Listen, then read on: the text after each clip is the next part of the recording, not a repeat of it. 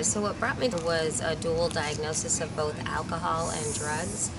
In the past, I had done various types of drugs, but over the last 8 years, the drug has been primarily Ambien.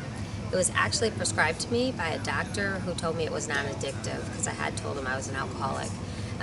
But then I began abusing it right away. So for the last 13 years, I've really struggled relapsing, getting clean, relapsing, getting clean. And that's what brought me was it was beginning to actually affect every area of my life and even my job, which it hadn't done previously.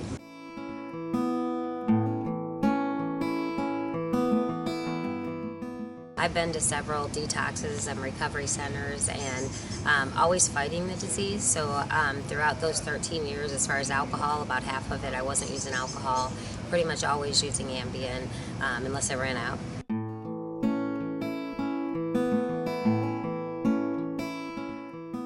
Well, I came in waving the white flag, so I was ready to do anything that I was asked here. But my actual favorite piece of therapy was with my therapist, Jeannie, who did the EMDR, which is the eye movement desensitization and reprocessing.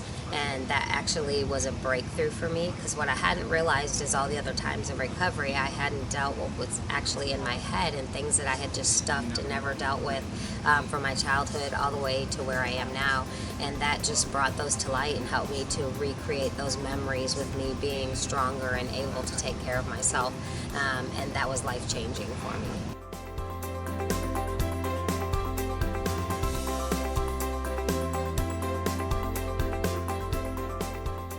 Best thing about that is I don't really know. For the first time in my life, I'm living in the moment, and I've never done that my entire life. Even if I was on a fun vacation or traveling, I'd be like, okay, this is good, what are we going to do next? And whether it was work, where am I going to move next? What title am I going to have next?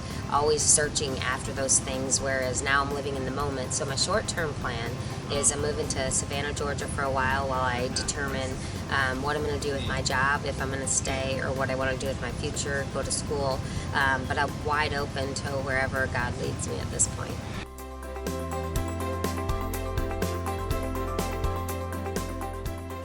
I would tell them that if you come in willing and you are willing to do what's asked of you and even follow rules, even if you think they're silly, because that ability to follow rules is addict behavior or alcoholic behavior if you're trying to break those. So to come in waving the white flag and just be ready to work and do the work and be completely honest, and you can have amazing breakthroughs because other people have had the breakthroughs through group sessions or individual therapy sessions as well as behavior therapy. So there's a lot of different avenues here and it's individual. So I like that they treat everybody as an individual and there's not a one set plan for everybody.